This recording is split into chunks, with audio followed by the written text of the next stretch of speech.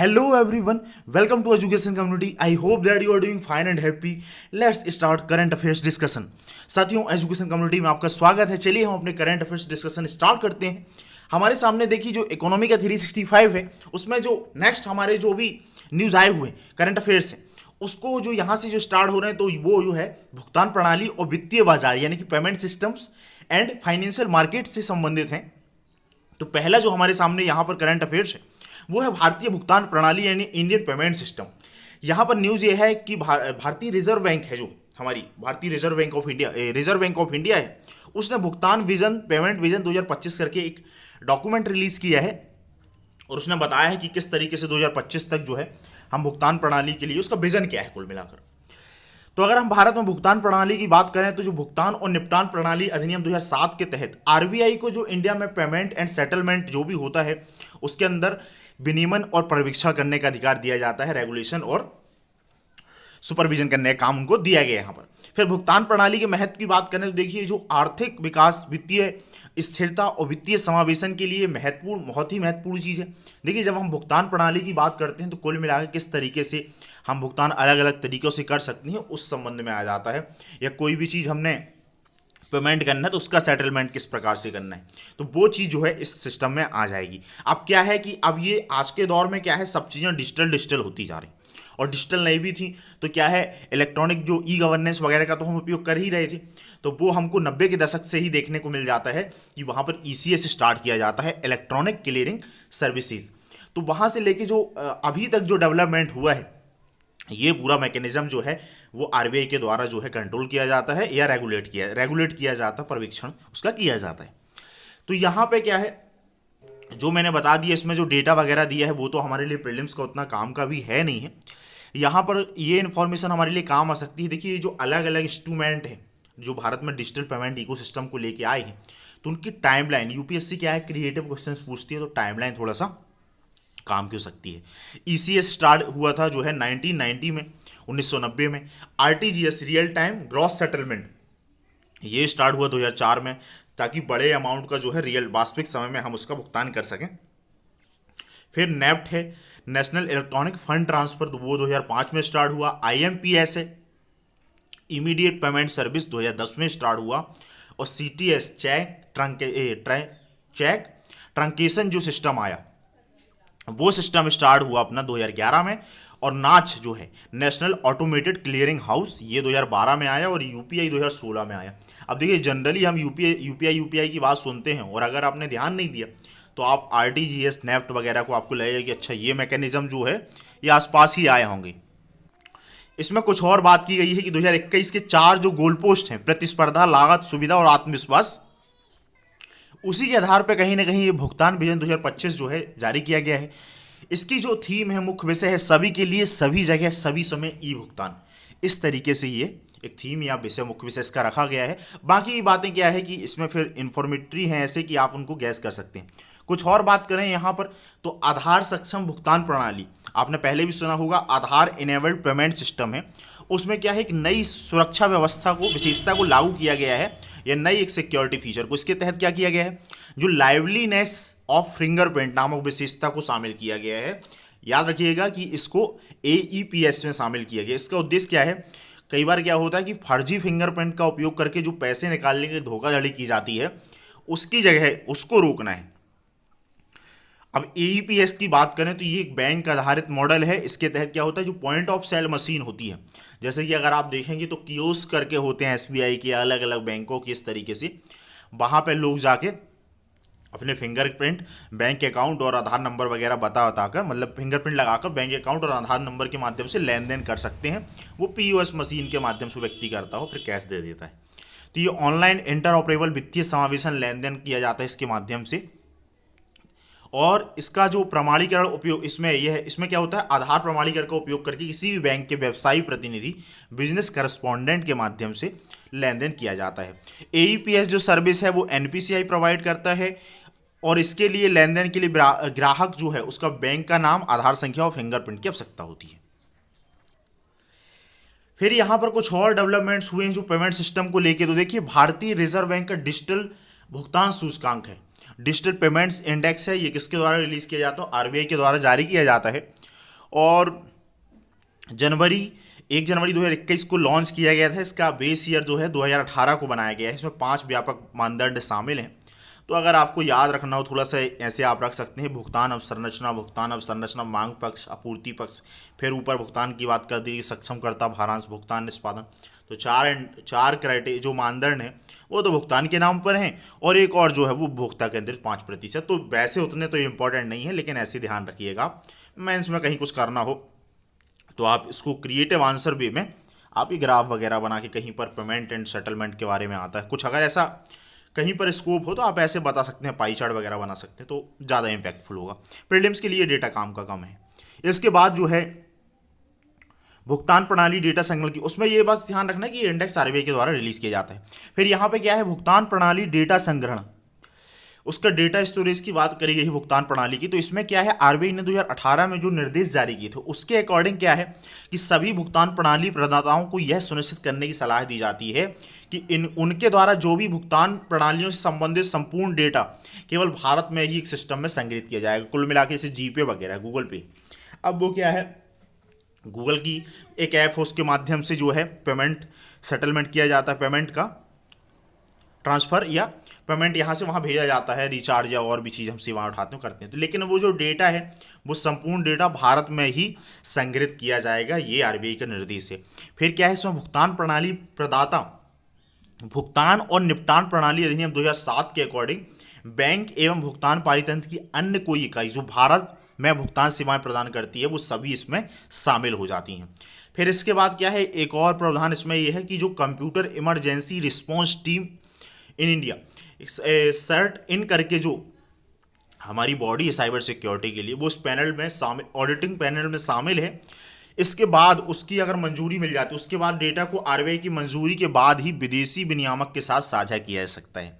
अगर किसी और रेगुलेटरी बॉडी के साथ साझा करना है, उनको कहीं और अपनी कंपनी में ट्रांसफ़र करना है, तो इसका ऑडिट किया जाएगा और फिर आरबीआई की मंजूरी होगी तब वो किया सकता है। तो ये डेटा ट्रांसफ़र के लिए आरबीआई का ये ऑडिट सिस्टम, ये जो है रेगुलेटिंग सिस्टम है, किसके लिए, पेमेंट संबंधी जो डेटा है।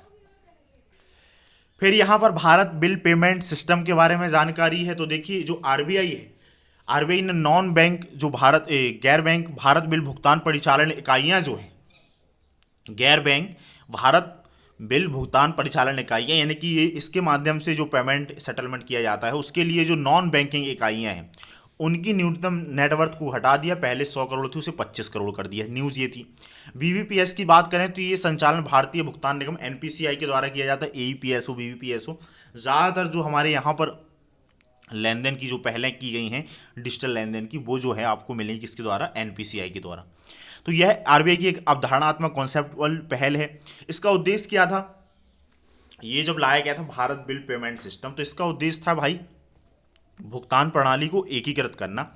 और यह प्रणाली क्या है, एजेंटों के नेटवर्क के माध्यम से ग्राहकों को अंतर प्रचालनीय सुगम बिल सेवाएं, भुगतान सेवाएं, विद्युत, दूरसंचार, गैस इत्यादि प्रदान करती है। कुल मिला के इसमें यह है कि इसमें क्या है, चाहे कि किसी भी बैंक का हो, आप इस तरीके से ये सिस्टम बनाती है कि हमारी जो भी लेन देन या भुगतान सेवाएं, हमारी भुगतान हमको करने होते हैं, चाहे इलेक्ट्रिसिटी का, टेलीफोन बिल वगैरह है, गैस के हमको कनेक्शन, वो सब आप जो गूगल पे, फ़ोन पे, ये सब तरीके, तो उसके पीछे ये मैकेनिज्म काम कर रहा होता है। इसके साथ ही क्या है, भुगतान के कई और मोड को सक्षम करती है जो भुगतान की तत्काल पुष्टि करते हैं, रियल टाइम में पेमेंट सेटलमेंट पेमेंट पहुँचाते हैं, तो ये काम करते हैं। इसमें क्या है, केंद्रीकृत ग्राहक शिकायत निवारण तंत्र भी है और इसमें एक समान ग्राहक सुविधा भी शामिल है, तो ये अपने को याद रखना। फिर मर्चेंट डिस्काउंट रेट पर है, तो अब क्या है, पहले भी इसके ऊपर क्वेश्चन तो पूछा जा चुका है एक बार, लेकिन एमडीआर को बारे में हमको तब भी जानकारी रखनी है, फिर से ही पूछा सकता है। एमडीआर क्या है, तो ये बैंक को भुगतान की जाने वाली लागत है। जो बैंक, जैसे ही आप जो भी क्रेडिट कार्ड, डेबिट कार्ड या जो भी इस तरीके का आप उपयोग करते हैं इंस्ट्रूमेंट का, पीओएस मशीन वगैरह के लिए, तो उसे क्या है, एक व्यापारी अपने ग्राहकों से डिजिटल माध्यम से भुगतान स्वीकार करने के बदले बैंक को चुकाता है। ठीक है। अब हालांकि क्या है इसमें, देखिए पहले क्या था कि ये तो हालांकि जो व्यापारियों को प्रोत्साहन ना देने वाली स्कीम है, क्योंकि अगर उनको, कल ही मैं एक जगह से कुछ सामान ले रहा था, तो वहाँ मेरे जो साथी, जो दोस्त है जिसका वो बड़ी सी शॉप है, तो उसने मेरे को बताया कि ये चीज़ लेने में क्या है कि आप यहाँ से सर यहाँ पर भुगतान कर दीजिए, जो है ऑफलाइन, जो मेरे को आप पर्सनल वाले फ़ोन पे कर दीजिए, क्योंकि अगर यहाँ से मैंने किया जो रजिस्टर्ड है तो 1% मेरा कट जाएगा पैसा। तो वो ये सिस्टम है वहाँ पे मैकेनिज्म। तो कहने का मतलब कि ये चीज़ है कि जो व्यापारी अपने ग्राहकों से डिजिटल माध्यम से भुगतान लेता है उसके बदले बैंक को चुकाता है मर्चेंट डिस्काउंट रेट MDR। इसके लेन देन की यही राशि की एक किसी विशिष्ट किस्म के प्रतिशत के तौर पर चुकाया जाता है, 1% 2% आपको चुकाना है। फिर यहाँ पे क्या है, फाइनेंशियल इंटेलिजेंस यूनिट की बात करी गई। फाइनेंशियल इंटेलिजेंस यूनिट है, तो यहाँ पे क्या है कि 2004 में केंद्रीय राष्ट्रीय एजेंसी के रूप में इसको स्थापित किया गया था, financial intelligence unit India, FIUIND। इसको 2004 में स्थापित किया गया था एक केंद्रीय और राष्ट्रीय एजेंसी के तौर पे। यह संदिग्ध वित्तीय लेन देनों से संबंधित जानकारी की प्रवर्तन एजेंसियों और विदेशी FIU से प्रॉपर्टी प्रोसेसिंग, विश्लेषण और प्रसार के लिए जिम्मेदार है। कुल मिला के देखिए ये एक फाइनेंशियल इंटेलिजेंस यूनिट है। जैसे कि अलग टाइप की इंटेलिजेंस यूनिट होती हैं, तो इसका काम है कि जो भी लेन देन वगैरह संदिग्ध लेन देन है उसके लिए जो भी डेटा वगैरह कलेक्ट करना है, उसका प्रोसेसिंग करना है, विश्लेषण करना है, उसके लिए रिस्पॉन्सिबल है। और ये जो एजेंसी है ये वित्त मंत्री की अध्यक्षता वाली आर्थिक खुफिया परिषद EIC को रिपोर्ट करती है। फिर FIUIND की एगमोंट ग्रुप का एक सदस्य है, और ये एगमोंट ग्रुप क्या है, ये 166 FIU का एक संयुक्त संस्था है। ये अलग अलग देशों की अलग अलग उसकी संस्थाएं हो सकती हैं, और ये उसका एक सदस्य है एगमोंट ग्रुप। एगमोंट ग्रुप जो है वो मनी लॉन्ड्रिंग है, धन शोधन, आतंकवाद, वित्तपोषण इत्यादि से निपटने के लिए FIU को सुरक्षित रूप से विशेषज्ञता और वित्तीय खुफिया जानकारी का आदान प्रदान करने के लिए एक मंच प्रदान करता है।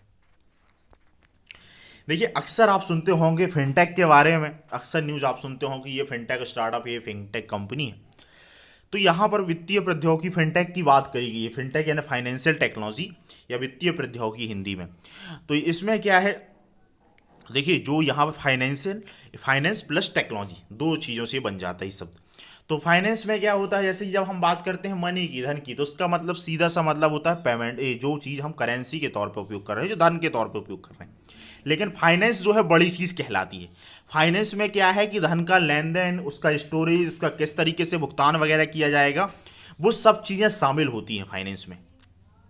तो फाइनेंस वो, और अगर हम उसको टेक्नोलॉजी से इनेबल कर दें, टेक्नोलॉजी जो नई नई टेक्नोलॉजी डेवलप हो रही हैं उसके माध्यम से जो है हम और इन प्रक्रिया को, लेन देन की प्रक्रिया को, चाहे बैंकिंग प्रणाली हो, इंश्योरेंस की प्रणाली हो, इस सब तरीकों को आसान बनाए, तो वो फिनटेक में आ जाता है। जैसे कि यहाँ पर दिखाया गया है कि वित्त जो है और तकनीकी, ये बीच में आ गया फिनटेक, इससे मिलकर दोनों से बना फिनटेक। अगर इसको तकनीकी शब्दों में कहें तो वित्तीय सेवाओं के वितरण और उपयोग को बढ़ावा देने के लिए, स्वचालित करने की दिशा में ये काम करती है। तो यहाँ पर तकनीकी पक्ष से हार्डवेयर प्रदाता हैं, सॉफ्टवेयर प्रदाता हैं, क्लाउड प्रदाता हैं, प्लेटफॉर्म प्रदाता हैं, और यहाँ पर बैंकिंग साइड से, वित्त फाइनेंशियल साइड से जो है बैंक है, भुगतान सिस्टम है, NBFC है, सिक्योरिटी ब्रोकिंग है, धन प्रबंधन, वितरण इत्यादि ये शामिल हो जाते हैं, और इससे मिलकर बनता है फिनटेक। थोड़ा सा अगर ये और तथ्यों की बात करें तो RBI के द्वारा भारत में फिनटेक जो है, फिनटेक का जो प्राइमरी जो रेगुलेटरी जो बॉडी है वो है RBI, यानी प्राथमिक विनियामक RBI है। फिर वित्त वर्ष 2020 में भारतीय फिनटेक का उद्योग का मूल्य 50 से 60 बिलियन डॉलर था। भारत वर्तमान में दुनिया का तीसरा सबसे बड़ा फिनटेक इकोसिस्टम है, यानी आने वाले समय में बहुत ज़्यादा इसमें ग्रोथ भी वो शामिल है।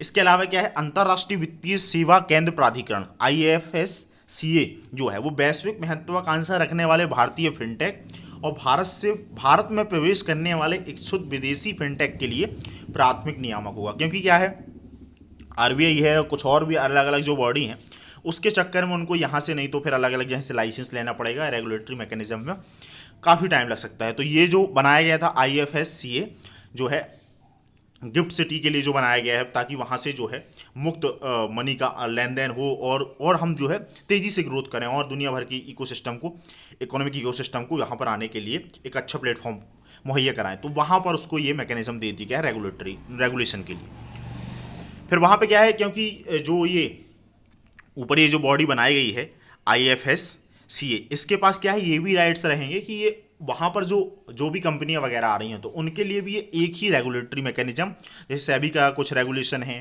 RBI का कुछ रेगुलेशन है, या कोई और इंश्योरेंस कंपनी है, इंश्योरेंस अथॉरिटी उसका रेगुलेशन है, तो वो सबका ये IFSCA ही देगी। तो इस तरीके से वो आसान बनाने के लिए। फिर देखिए नेक्स्ट जो हमारे सामने न्यूज़ आइटम है, क्वेश्चन भी पूछा सकता है, केंद्रीय बैंक डिजिटल मुद्रा। अक्सर क्रिप्टो करेंसी काफ़ी दौर से चल रहा था। आरबीआई ने बोला भाई बहुत हो गया, अब इसको करते हैं ये खेल बंद और हम अपनी क्रिप्टो करेंसी चालू करते हैं। तो इसका पायलट प्रोजेक्ट के तौर पे इसको शुरू किया गया है। वो करेंसियाँ तो बंद नहीं हुई हैं, लेकिन ये स्टार्ट किया गया है। तो यहाँ पर अगर हम कुछ संबंधित तथ्यों के बारे में बात करें क्रिप्टो करेंसी के बारे में, जो सेंट्रल बैंक डिजिटल करेंसी के बारे में, ये समान रूप से क्या है, डिजिटल रुपए से तय किए गए एक फीचर्स के बारे में विशेष रूप से जागरूकता पैदा करना है।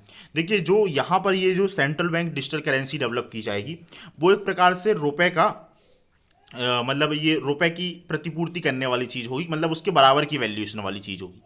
इस नोट में क्या है, डिजिटल रुपए को बैंक नोट की परिभाषा में शामिल करने की बात कही है। अगर ये चालू किया जाएगा तो वो जो बैंक नोट की डेफिनेशन में डिजिटल रुपए भी आ जाएगा, डिजिटल करेंसी भी आ जाएगी। इसके लिए भारतीय रिजर्व बैंक अधिनियम 1934 में संशोधन करने का प्रस्ताव रखा गया है। सीबीडीसी की विशेषता की बात करें तो यह केंद्रीय बैंकों द्वारा जारी अपनी मौद्रिक नीति के अनुरूप जारी की जाने वाली एक संप्रभु मुद्रा है। अन्य क्रिप्टो करेंसियों के बारे में हमने देखा था कि वो हमारी संप्रभुता के लिए चुनौती उत्पन्न करती हैं, किसी भी देश की संप्रभुता के लिए चुनौती उत्पन्न करती हैं। फिर यह केंद्रीय बैंक की बैलेंस शीट में एक देनदारी के रूप में दर्ज होती है, क्योंकि जैसे नोट में लिखा रहता है कि मैं धारक को इतने रुपए अदा करने का वचन देता हूँ, फिर गवर्नर की साइन होती थी, उसी लेवल की करेंसी होगी कि अगर कुछ इशू आता है लेन देन में और आपके पास वो करेंसी है तो आप उसका जाके उसके बदले में नोट ले सकते हैं। फिर इसका क्या है कि इसका एक निश्चित मूल्य होता है। ये एक फंजिबल लीगल टेंडर की विशेषताएं होती हैं, अर्थात इसमें फिएट करेंसी वाणिज्यिक बैंक मुद्रा की नकदी आसानी में बदला जा सकता है। अगर आप जाकर उसको ले भी सकते हैं और उसको दो मुद्रा जो रुपए की अलग अलग जो यूनिट होती है उसके हिसाब से भी लेन देन कर सकते हैं। मान लो आपके पास जैसे 100 रुपये है तो आपने बदले में 10-10 रुपये, अगर 10-10 रुपये के 10 नोट भी हैं तो उनकी सबकी बराबर वैल्यू, तो इसी टाइप से इसमें भी कैरेक्टरिस्टिक्स होंगी। फिर सीबीडीसी धारकों के लिए एक बैंक खाता होना अनिवार्य है नहीं है, क्योंकि क्या है, करेंसी नोट रखने के लिए जरूरी थोड़ी है कि बैंक खाता हो, तो ये एक प्रकार का डिजिटल माध्यम है, उसकी जरूरी नहीं कि आपके पास बैंक अकाउंट हो। फिर ब्लॉकचेन जैसी डिस्ट्रीब्यूटेड लेजर टेक्नोलॉजी का उपयोग करके इसके रिकॉर्ड्स रखे जाएंगे, रिकॉर्ड मेंटेन किए जाएंगे। तो ये चीज़ हो गई। इसके बाद क्या है, कॉन्सेप्ट नोट के द्वारा प्रस्तावित डिजिटल रुपया जो है उसके अकॉर्डिंग क्या है कि सीबीडीसी को दो रूपों में लाया जा सकता है, अभी लाने की बात चल रही है। सीबीडीसी खुदरा और सीबीडीसी थोक। जो खुदरा है रिटेल के लिए, वो सभी निजी क्षेत्र के लिए, सभी इंडिविजुअल्स के लिए, गैर वित्तीय उपभोक्ताओं और व्यवसायों द्वारा इसका उपयोग के लिए उपलब्ध होगी। इसके अलावा जो सीबीडीसी थोक है ये सभी के लिए उपलब्ध ना होकर इसमें वित्तीय संस्थानों के इस्तेमाल के लिए इसको डिजाइन किया जाएगा। फिर यहाँ पर ई रुपये की बात की गई है। ई रुपये को टोकन आधारित या खाता आधारित बनाया जा सकता है। टोकन आधारित क्या है कि सीबीडीसी को बैंक नोट्स की तरह धारक विपत्र लिखित बेरर इंस्ट्रूमेंट होगी। इसका आशय यह हुआ कि टोकन धारक को उसका स्वामी माना जाएगा, जो उसके पास है, जो करेंसी है उसका जो मालिक है उसको स्वामी माना जाएगा। फिर खाता आधारित प्रणाली के तहत क्या है, बैलेंस और लेन देन के रिकॉर्ड को रखना अनिवार्य होगा। फिर इसमें क्या है कि कुछ और चीज़ें हैं, जैसे कि नियंत्रित गोपनीयता के सिद्धांत का पालन किया सकता है। जैसे कि क्या है कि जो हमारी क्रिप्टो करेंसी होती है तो उसमें लेन देन में क्या होता है कि उसमें 100% अनामिता या वो चीज़ बनी रहती है कि भाई इसका पता नहीं चल पाएगा। तो इसमें हम ऐसा उपाय कर सकते हैं, कुछ मामले छोटे लेन देन के लिए गोपनीयता बनाई जा रखी सके और बड़े लेन देन के मामलों में से ट्रेसहोल्ड बना सकते हैं। तो ये भी इसकी खासियत हो सकती है। फिर भारत में सीबीडीसी जो है 2 टियर और इनडायरेक्ट मॉडल पर आधारित होगी और सीबीडीसी गैर लाभकारी होगी, अर्थात इस पर कोई ब्याज नहीं मिलेगा। तो भाई करेंसी पर तो कोई ब्याज थोड़ी वैसे ही मिलता है। सीबीडीसी के बारे में क्या है, आरबीआई के अनुसार सीबीडीसी केंद्रीय बैंक द्वारा डिजिटल रूप में जारी की गई वैध मुद्रा है और इसे देश की फियाट करेंसी यानी सरकार द्वारा जारी मुद्रा के रूप में मूल में जोड़ दिया जाता है। फिर इसके बाद यहाँ पर कुछ और इन्फॉर्मेशन थी जो अलग अलग बॉक्स के माध्यम से, कॉलम के माध्यम से दिखाई गई है। सीबीडीसी बनाम मोबाइल मनी की अगर हम बात करें सॉरी, तो यहाँ पे क्या है कि ये क्लासिफिकेशन करके यूपीएससी अंतर के तौर पे क्वेश्चन पूछता है। हम जब मोबाइल मनी की बात करते हैं तो यह भुगतान संबंधी लेन देन का केवल एक प्रकार है।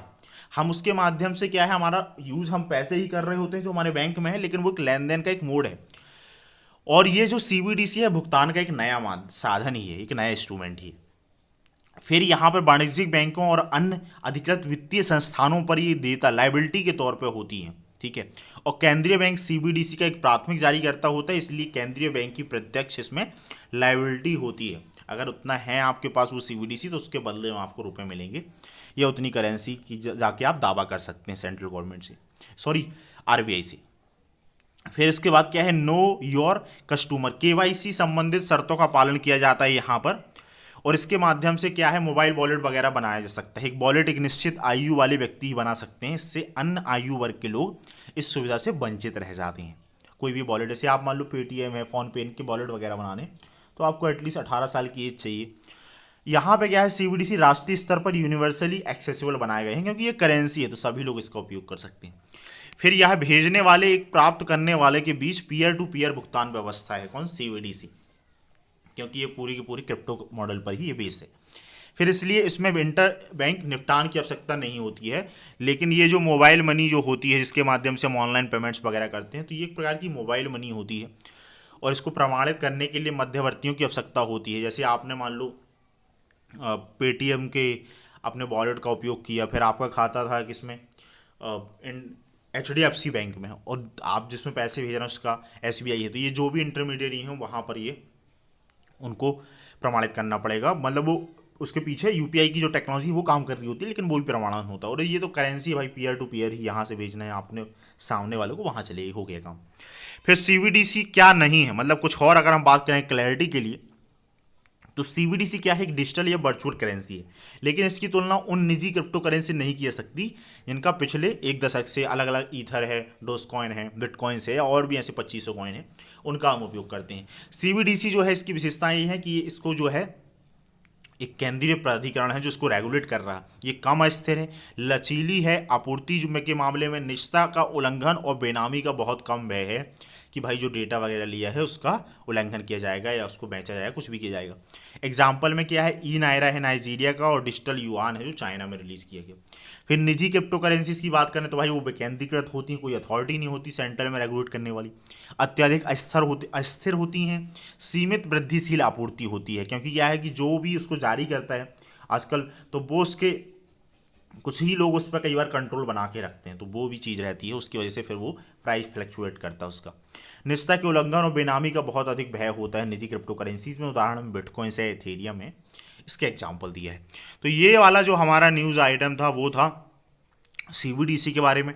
फिर यहाँ पर कुछ और न्यूज़ है कि क्रिप्टो एसेट रिपोर्टिंग फ्रेमवर्क है, ये फ्रेमवर्क जो है ओईसीडी ने जारी किया है।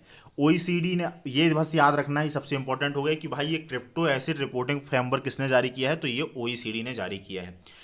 इसका उद्देश्य है कि क्रिप्टो करेंसी जैसी डिजिटल परिसंपत्तियों का उपयोग करके अंतर्राष्ट्रीय कर जो टैक्स एवेजन होता है उसकी प्रवृत्ति से निपटना, बस इतनी बात अपने को ध्यान रखनी, हो गया काम। फिर इसके बाद क्या है, आरबीआई अधिनियम 1934 के अनुसार केवल आरबीआई को भारत में नोट जारी करने का अधिकार ही हमने पहले भी देखा है, और सिक्के जो जारी करने का अधिकार है वो सिक्का निर्माण अधिनियम 2011 के अकॉर्डिंग केंद्र सरकार के पास है।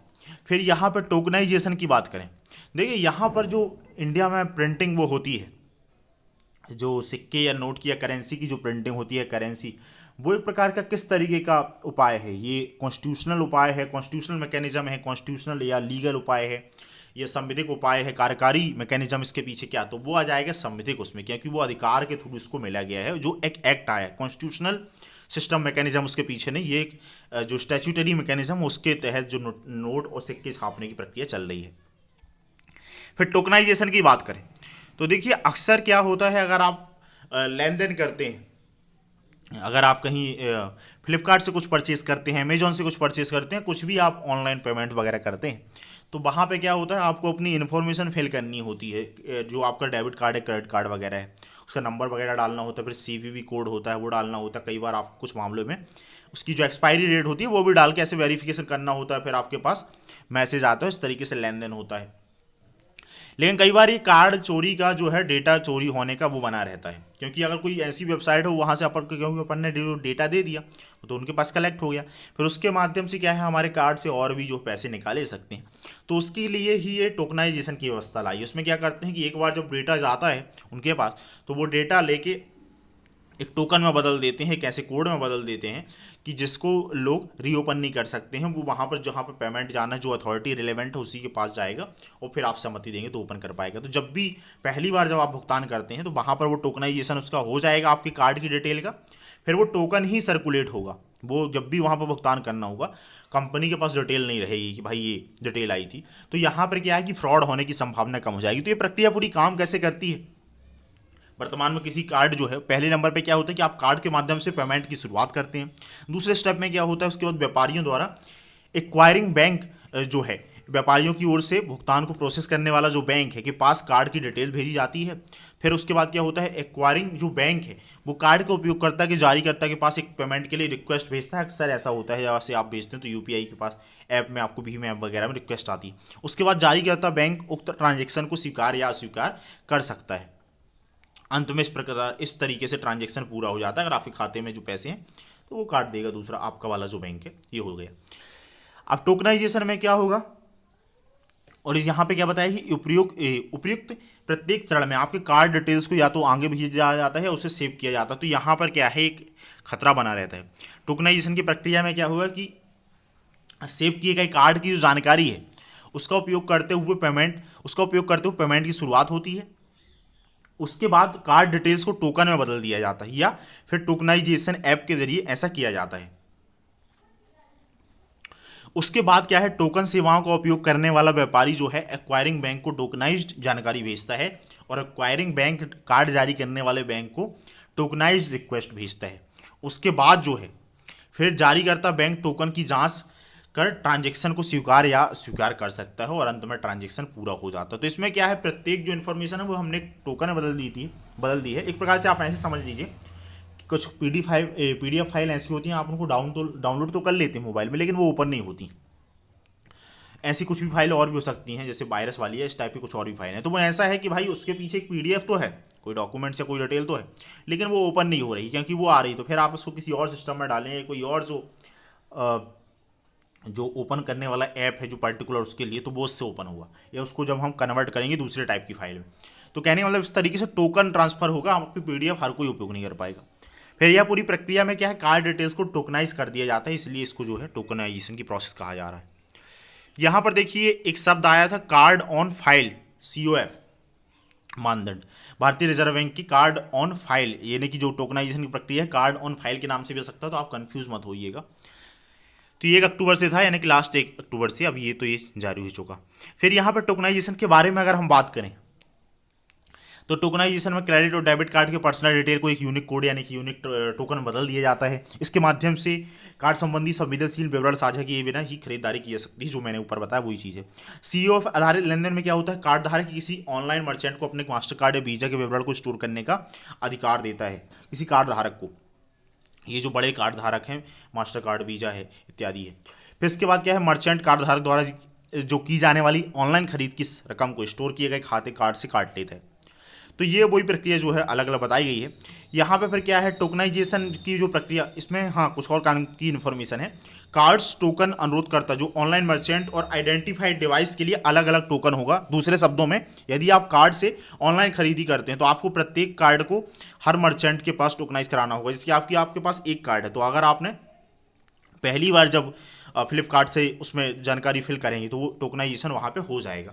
लेकिन अगर आप दूसरी कंपनी में करते हैं तो फिर से आपको करवाना पड़ेगा, या दूसरे कार्ड को फ्लिपकार्ट में यूज़ करते हैं तो करवाना पड़ेगा। तो ये अलग अलग तरीके हैं। फिर टोकनाइजेशन की प्रक्रिया के तहत क्या करते हैं कि ऑनलाइन भागीदार या व्यापारी को ऑनलाइन लेनदेन की प्रक्रिया के लिए card number, card verification value, जो मैंने सबसे ऊपर बताया आपको, एक्सपायरी डेट वगैरह की स्टोर करने की अनुमति नहीं होती है। मतलब ये जो भी प्लेटफॉर्म से हम लेन देन कर रहे हैं वहाँ पर ये स्टोर नहीं कर सकता। फिर यहाँ पे क्या है, टोकनाइजेशन और डी टोकनाइजेशन, टोकन को वास्तविक कार्ड मतलब डी टोकनाइजेशन करना, वास्तविक कार्ड विवरण बदलना केवल निम्नलिखित के द्वारा किया सकता है। यानी दो ऐसी चीज़ें, कार्ड जारी करने वाले बैंक के द्वारा और वीजा, मास्टर कार्ड या रुपे कार्ड जारीकर्ताओं के द्वारा, जिन्हें अधिकृत कार्ड नेटवर्क माना जाता है। फिर ऑलरेडी 60 से 70% भारतीय कार्ड धारकों को कवर करते हुए 10 करोड़ से अधिक टोकन पहले ही तैयार किए चुके हैं। क्योंकि ये होता क्या था कि असल में क्या है, इसमें फ्रॉड बहुत हो रहा था, इसलिए हमने ऐसा मैकेनिज्म बनाया है। फिर नेक्स्ट अगर हम बात करें तो यहाँ पर यूपीआई के बारे में इंफॉर्मेशन है। देखिए अब जो है, अब हमारा दौर आ रहा है, हमारा जो दबदबा है वो दुनिया भर में एक्सेप्ट किया जा रहा है। और हमारा जो यूपीआई है ये तो वर्ल्ड के लिए एक रोल मॉडल है payment settlement, real time payment settlement में ये दुनिया का सबसे बेस्ट सिस्टम है हमारे पास यूपीआई, जो एनपीसीआई ने मैकेनिज्म यहाँ पर डेवलप किया है।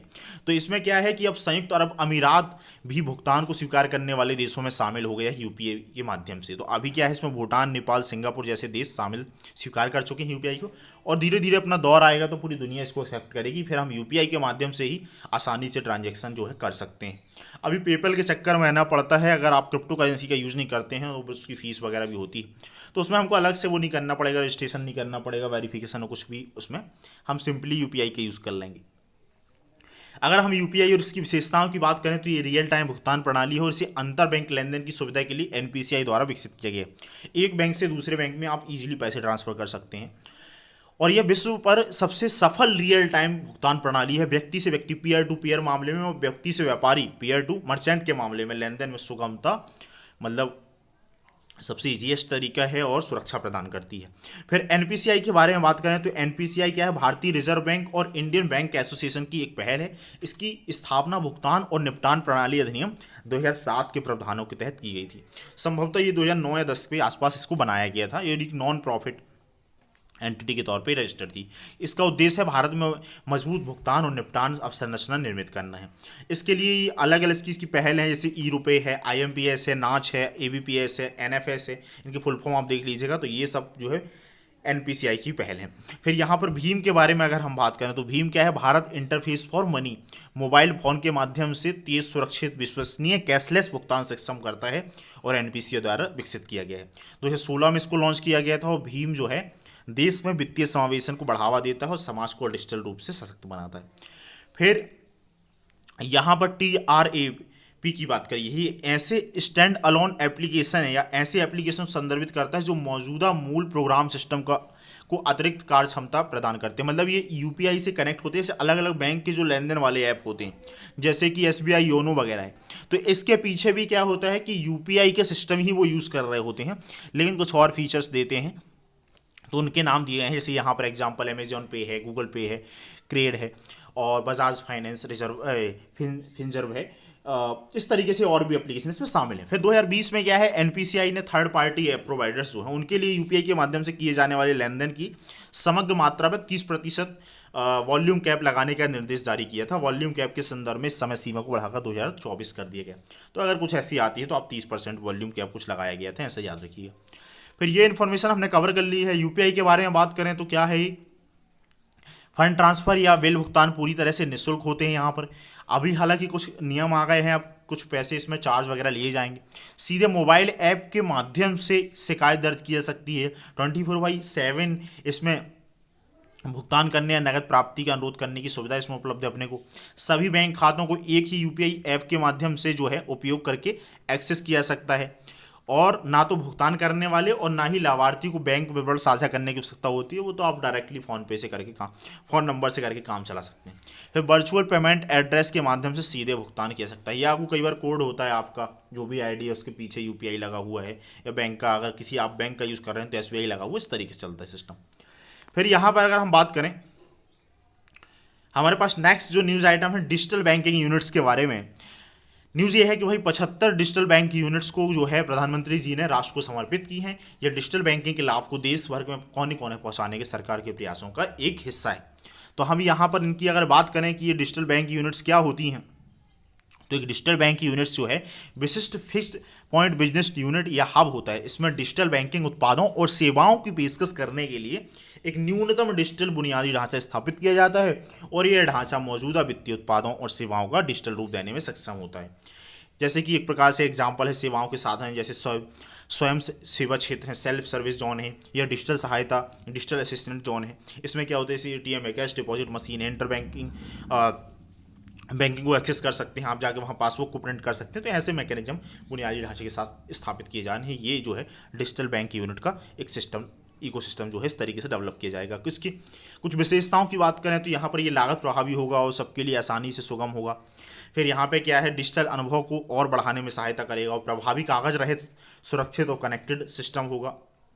क्योंकि डिजिटली होता है तो आप इजीली उसको मॉनिटर भी कर सकते हैं और वो आप, ये बस सिक्योरिटी का एक थ्रेट रहता है। अगर आप अच्छी सिक्योरिटी करते हैं तो वो सबसे बेस्ट सिस्टम होता है लेन देन के मामले में, क्योंकि यहाँ से क्या है, फ्रॉड है या करप्शन है वो होने के चांसेस कम हो जाते हैं। फिर अधिकतर क्या है, सेवाएं वर्ष भर 24 घंटे सेल्फ सर्विस मोड में उपलब्ध रहेंगी। डिजिटल बैंकों के संदर्भ में 3 प्रमुख मॉडल हैं हमारे सामने। जब भी हम डिजिटल लेन देन की बात करते हैं, डिजिटल बैंक के बारे में, सॉरी डिजिटल लेन देन एक अलग चीज़ है, डिजिटल जब हम बैंकिंग व्यवस्था के बारे में बात करते हैं तो हमारे पास 3 मॉडल हैं। एक चीज़ है, आजकल आपने नाम सुना होगा नियो बैंक। नियो बैंक या नए ज़माने के बैंक, ये क्या है, केवल ऑनलाइन संचालित होते हैं। ऐसी वित्तीय तकनीकी कंपनियां हैं जो वर्तमान में लाइसेंसधारी बैंकों के साथ साझेदारी करके जमा है और कार्ड और भुगतान इत्यादि जो है विशिष्ट बैंकिंग सेवाएं प्रदान करती हैं, केवल ऑनलाइन होती है। ऐसे एग्जाम्पल के लिए ओपन टेक्नोलॉजीज़ है या रेजर पे एक्स है। अक्सर आपने देखा होगा बहुत सारे जो ऑनलाइन वगैरह काम करते हैं, ऑनलाइन पढ़ाते वगैरह हैं या कुछ भी ऐसा काम है, वो रेजर पे एक्स का उपयोग करते हैं। तो ये बैंक की सहायता से इस तरीके से जो है एक नए ज़माने का बैंक है जो ऑनलाइन ही इसकी एग्जिस्टेंस होती है। फिर पारंपरिक बैंकों की स्वायत्त इकाइयाँ हैं। इसमें क्या होता है कि जो ट्रेडिशनल बैंक है, HDFC है, कैनरा बैंक है, SBI है, बैंक ऑफ बड़ौदा है, पंजाब नेशनल बैंक है, ये सब जो पारंपरिक बैंकों की नए ज़माने की बैंकिंग गतिविधियों को संपन्न करती हैं और स्वायत्त रूप से कार्य करती हैं। जैसे कि उदाहरण के लिए यहाँ पर कोटक महिंद्रा का 811 जो ऐप है उसका एग्जाम्पल दिया गया है, और योनो जो है भारतीय स्टेट बैंक का, उसका एग्जाम्पल दिया है। उसी के माध्यम से जाके आप पूरा काम कर सकते हैं। फिर समग्र रूप से संचालित होने वाले लाइसेंस प्राप्त बैंक जो हैं, यहाँ पे क्या होता है, ये स्वतंत्र डिजिटल बैंक हैं जो बैंकिंग विनियामकों द्वारा पूरी तरीके से विनियमित होते हैं तथा अपने ब्रांड और तुलन पत्र बैलेंस शीट पर कार्य करते हैं। उदाहरण के लिए स्टारलिंक है, वी बैंक है, ककाओ और मंजो N26 इत्यादि। ये क्या है कि इनको लाइसेंस लेना होता है और ये अपना स्वयं का ही जो सिस्टम है उसको ऑपरेट कर रहे होते हैं। नियो बैंक क्या होते हैं कि वो किसी बैंक से साझेदारी करके कंप्लीटली ऑनलाइन होते हैं, और ये लाइसेंस लेके स्वतंत्र डिजिटल बैंक होते हैं लास्ट वाले। और जो पारंपरिक ट्रेडिशन में है कि जो पारंपरिक बैंक है वो सुविधाएं प्रोवाइड कर रहे होते हैं ऑनलाइन, पूरा जो भी उनकी सर्विसेज हैं प्रोवाइड करने की। जैसे 811 ऐप है SBI का योनो, ये हमने बात करी। फिर इसके बाद अगर हम आगे बढ़ जाएँ, इसमें देखिए काम की यही इन्फॉर्मेशन थी। DBU की स्थापना के बारे में बताया है कि जो शेड्यूल कमर्शियल बैंक्स के द्वारा की जा सकती है जिसके पास डिजिटल बैंकिंग के कार्यक्षेत्र का अनुभव है। हालांकि क्षेत्रीय ग्रामीण बैंक हैं, भुगतान बैंक है, पेमेंट बैंक है, लोकल एरिया बैंक हैं, DBU की स्थापना के लिए वो पात्र नहीं है। यहाँ पे क्या है, जो अभी 75 DBU स्थापित करने वाले बैंकों में 11 सार्वजनिक क्षेत्र के बैंक और 12 निजी क्षेत्र के बैंक और एक स्मॉल फाइनेंस बैंक इसमें शामिल है, ये याद रखिएगा आप। फिर इसके बाद क्या है, अनुसूचित वाणिज्यिक बैंक RBI से अनुमति लिए बिना Tier 1 से लेकर Tier 6 केंद्रों शहरों में DBU खोल सकते हैं। ऐसा भी तभी कर सकते हैं जब उन्हें किसी कारणवश विशेष रूप से प्रतिबंधित ना किया गया हो। फिर यहाँ पर डिजिटल ऋण की अगर हम बात करें, देखिए थोड़ी सी हम स्पीड बढ़ाते हैं यहाँ पर। अगर हम डिजिटल ऋण की बारे में बात करें यहाँ पर, तो यहाँ पे क्या है कि जो न्यूज़ ये निकल के आई कि रिजर्व बैंक ने क्या किया है, दिशा निर्देश जो है 1 दिसंबर 2022 से प्रभावी हो गए हैं डिजिटल ऋण को लेकर। देखिए जो ऑनलाइन माध्यम से अगर आप जो ऋण वगैरह लेना चाहते हैं, डेप्ट वगैरह लेना चाहते हैं, जैसे आजकल पीयर टू पीयर लैंडिंग के लिए बहुत सारी वेबसाइट्स वगैरह हैं, तो उसके लिए जो है नियम RBI ने पब्लिश कर दिए हैं। इन दिशा निर्देशों की अगर हम बात करें तो ये वाणिज्यिक बैंक है, प्राथमिक सहकारी बैंक है, NBFC जैसी विनियमित संस्थाएं, ये जितने भी इस टाइप की जो बैंक्स हैं वो विनियमित संस्थाएं और उपयुक्त संस्थाओं से जुड़ी ऋण सेवा प्रदाता संस्थाएं जो अलग अलग प्रकार के अनुमत ऋण सुविधाएं प्रदान करती हैं, उनके ऊपर एक प्रकार से दिशा निर्देश लागू होंगे। उद्देश्य है कि इन दिशा निर्देशों के माध्यम से डिजिटल लैंडिंग मानदंडों को सख्त कर दिया गया है।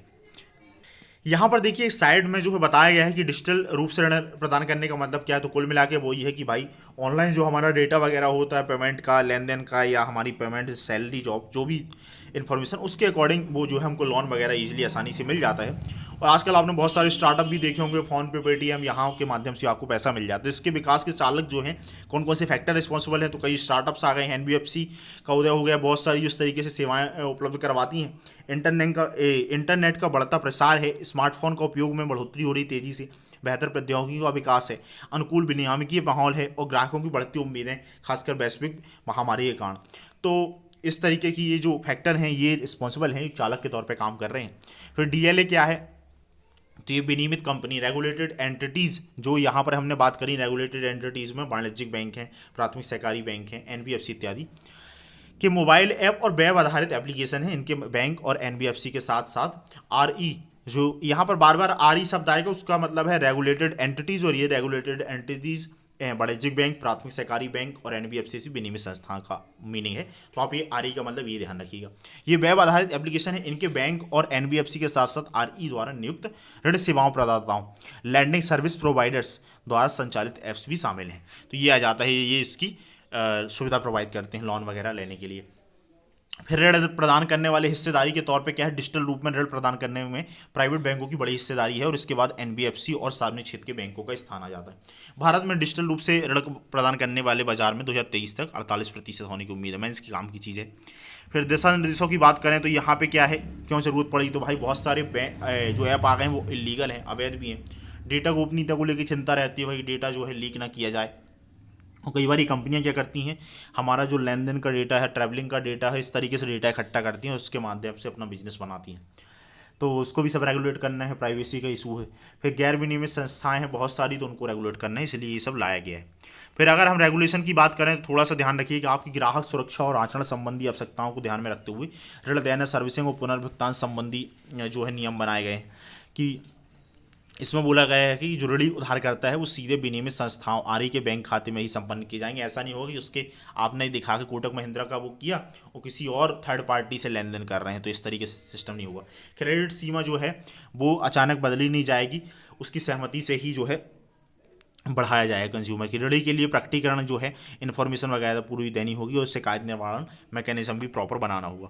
फिर प्रौद्योगिकी और डेटा संबंधी आवश्यकताएं हैं, तो डेटा का भंडारण जो है, तो भंडारण के मामले में बोला गया है कि भाई जो एलएसपी और डीएलए कुछ बुनियादी, अब इसके फुल फॉर्म ऊपर आप देख लीजिएगा जो मैंने अभी ऊपर पढ़ के बताया था। बुनियादी न्यूनतम डेटा को छोड़कर सभी ऋणी की व्यक्तिगत जानकारी को भंडारित करना करें, मतलब जो कुछ इन्फॉर्मेशन जो है कुछ जो काम की इन्फॉर्मेशन वो रखें, बाकी पूरी डेटा नहीं रखना है, नाम पता ग्राहक का कॉन्टैक्ट डिटेल इत्यादि इनको नहीं स्टोर करके रखना है। फिर इसके बाद कम संपूर्ण डेटा केवल भारत के भीतर ही सर्वरों में भंडारित हो, और अगर ऋणी को ग्राहक डेटा के भंडारण के बारे में सूचित भी किया जाना चाहिए। गोपनीयता का पालन किया जाना चाहिए और प्रौद्योगिकी मानक जो है अपनाए जाने चाहिए। ये इन्फॉर्मेशन हो गई। फिर विनियामकीय ढांचा जो है, ऋणों की जो है रिपोर्टिंग करनी होगी प्रॉपर, जो है क्रेडिट इन्फॉर्मेशन जो कंपनीज हैं उनको दी जानी चाहिए, कोई भी ऋण है भले इसकी प्रकृति अवधि कुछ भी हो। बीएनपीएल मॉडल के जरिए ऋणों की सूचना जो है सीआईसी को दी जानी चाहिए। कूलिंग ऑफ लॉकअप जो पीरियड वगैरह है इसमें स्पष्टता होनी चाहिए, एलएसपी के माध्यम से उचित सावधानी और आवश्यकता। तो ये थोड़ी सी इंफॉर्मेटिव बात थी, इसको अपन को ध्यान में रखना है। फिर यहाँ पर क्रेडिट रेटिंग की बात करें तो है क्या कि क्रेडिट रेटिंग के अलग अलग सिंबल यूज़ किए जाते हैं। अक्सर आपने सुनते ट्रिपल ए है, डबल ए है, सिंगल ए है, फिर triple B, double B, single B, C और डी है। इसमें क्या है, ट्रिपल ए का मतलब है हाईएस्ट डिग्री ऑफ सिक्योरिटी है। अगर किसी कंपनी की सरकार की ट्रिपल ए रेटिंग है तो उसकी क्या है कि वो भाई उससे हाईएस्ट डिग्री ऑफ सिक्योरिटी, पैसा भैया अच्छे खासे तरीके से वापस मिल ही जाएगा अपना जो है टाइम पे। फिर अगर डबल ए भी है तो उच्च स्तर की वहाँ पे सिक्योरिटी पैसा मिल जाएगा। ए है तो पर्याप्त स्तर की, हाँ भाई पैसा मिल जाएगा, टेंशन नहीं है। उसके बाद बीबी भी है तो वहाँ पे मध्यम स्तर की सुरक्षा है कि हाँ भाई थोड़ा सतर्क रहना है।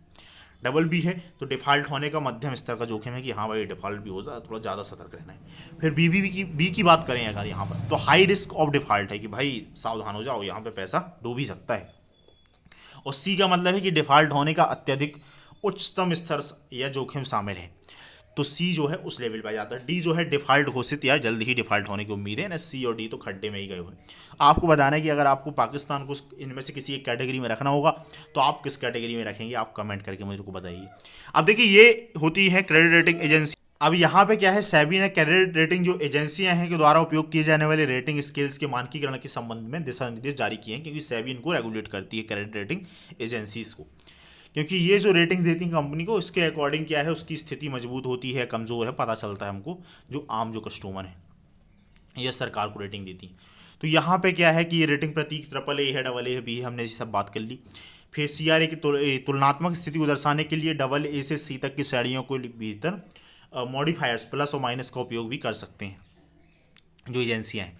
फिर यहाँ पे मानक डिस्क्रिप्टर्स एवं उनके अर्थ की बात करी गई है। यहाँ पे अगर क्या है कि ये ग्रीन साइन दिया गया है और रेड साइन दिया गया है और बीच में पर्पल साइन दिया गया है। तो ग्रीन साइन का जो मतलब है उसका मतलब है कि भाई सकारात्मक निहितार्थ के साथ रेटिंग का वॉच की जाएगी। यहाँ पर विकासात्मक निहितार्थ के साथ रेटिंग जो है पर्पल मार्क में है, और ये इसमें जो रेड मार्क है नेगेटिव वाले केस में।